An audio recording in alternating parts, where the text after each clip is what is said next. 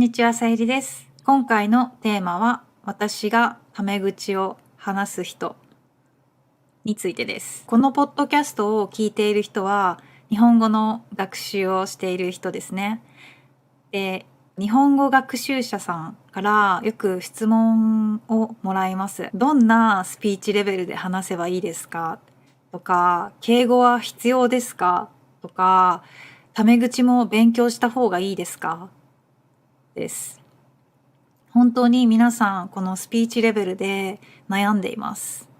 そんなたくさんの質問をいただくんですけど、私の答えは話す人によって違うです。これを聞いて、もっとはっきりした答えが欲しかったっていう人もたくさんいると思います。そうですね。ごめんなさい。でもその代わりに私がどんな時にどんな人とタメ口を使うかを話します。まず最初にこのポッドキャストを聞いている人は大人の人が多いと思います。大人っていうと先ほどデータを見たんですけど80%以上の人が20歳を超えている人です。20歳以上の人です。だからその人たち向けに話します。そうですね。学校を卒業した人向けに話します。はい、その大人の皆さんに向けて話します。はっきり言うと、大人になってから、学校を卒業してから知り合った人とタメ口で話すことはほとんどないです。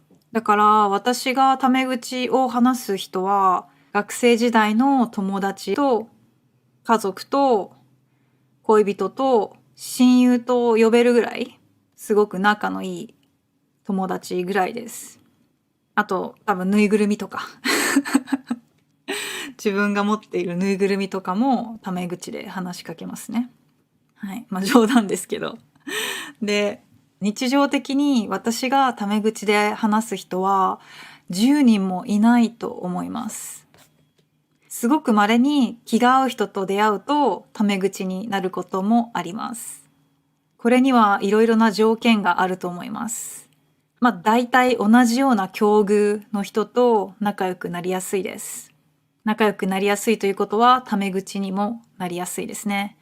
境遇っていうのは具体的に言うと、住んでる場所とか趣味とか職業とか年齢とか学歴とか興味ですね。だからその卒業してから次もしタメ口で話すような友達が一番できやすいのは会社の同期ですね。同期っていうのは、日本は就職活動っていうのがあるんですけど、その時に一緒の時期に入った、一緒のタイミングで入った同い年の、同じようなレベルの学校の他の新入社員がいるんですよ。そのことを同期って言うんですけど、同期とは仲良くなりやすいです。そういう境遇が似ている人とは仲良くなりやすいし、タメ口で話すことも多いです。はい。あとは、出会った場所も深く関係していると思います。例えば、居酒屋とか道歩いててナンパされたとか、カラオケとかバーとか、クラブだとか、あとオンラインだとストリーミング、ライブ配信とかでいた人とかで仲良くなること、ゲームの配信とかで仲良くなる人もいると思うんですけど、そういう時はタメ口で話すと仲良くなりやすいと思います。だからタメ口で話す機会の方が多いですね。そういった場はタメ口で話すことが多いです。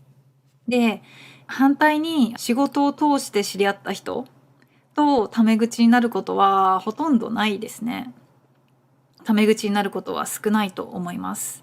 で、私のこのポッドキャストでもいくつかカジュアルな会話、タメ口での会話をアップロードしているんですけど、それは私がそのゲストの方にお願いをして、すいません、よかったらタメ口の練習をしたいので、タメ口で話していただけませんかって頼んでタメ口で話してもらっています。だから、それ以外のやりとりはすべてデスマスや丁寧な敬語で話しています。はい。それは置いといて話を戻して、皆さんご存知の通り、日本は年齢に重きを置きます。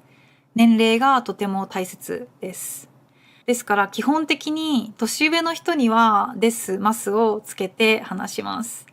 年下の人にはです、ますをつけなくてもいいと思うんですけど、個人的には年上の人と話すのと同じように話します。です、ますをつけて話します。例えば、年下と言っても本当に子供まあ、5歳とかだったら、ですますって話しかけられたら子供はちょっと怖いと思うので、親しみやすい話し方で話します。でも、10歳ぐらいになってくると、ですますとか、基本的な敬語は分かってくると思うので、普通の大人と同じように接します。これは結構人によって違いますね。これは私の場合です。自分より年下だったら、ですますを全くつけない人もいます。でも私はどちらかというと、年下でもですますをつけて話すタイプだと思います。あと、お年寄りがいますね。お年寄り。おじいちゃん、おばあちゃんのことですね。お年寄りには基本的にですますをつけて話すんですけど、時々耳が遠い方、耳が聞こえづらい方や長い文章だと理解がしづらい方も結構いるじゃないですか。その場合は短くて分かりやすい話し方をします。その重要な単語のところを大きな声で言ったり、ゆっくり言ったりします。はい。だから本当に話す人との関係によってとか、状況によって違うと思います。はい。どうでしょうかちょっと長くなったんですけど、結論としては、丁寧な言葉、その敬語やですますとタメ口、両方話せた方が便利です。で、日本に住んでいたり、日本の映画やドラマを見ていると、タメ口、カジュアルな会話を聞く機会がたくさんあると思います。だから、タメ口がわかる、理解できるのはとても大切で、日本のコンテンツとか日本人の会話を聞くのにとても役立つと思います。そういう機会が多いですね。でも正直、皆さんがタメ口を使う場面は大人だったら少ないかもしれません。はい。でもちろん自分のパートナーや親友が日本人だったらタメ口を話してほしいと思っていると思います。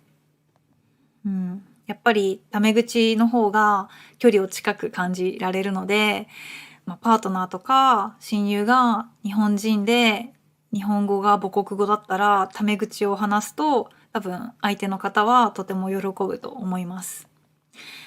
あと気が合う友達、日本人で気が合う友達が見つかった時にタメ口で話せた方がいい関係、もっと近い関係になりやすいです。はい。だからそういった面でタメ口を話す、タメ口を使う勉強や練習をするのはいいことだと思います。ただ、さっき言ったように、個人的にはタメ口を使う機会があまりありません。はい。このエピソードが皆さんの学習のヒント、考えるきっかけになると嬉しいです。はい。じゃあ今日も最後まで聞いてくれてありがとうございました。じゃあまたね。バイバーイ。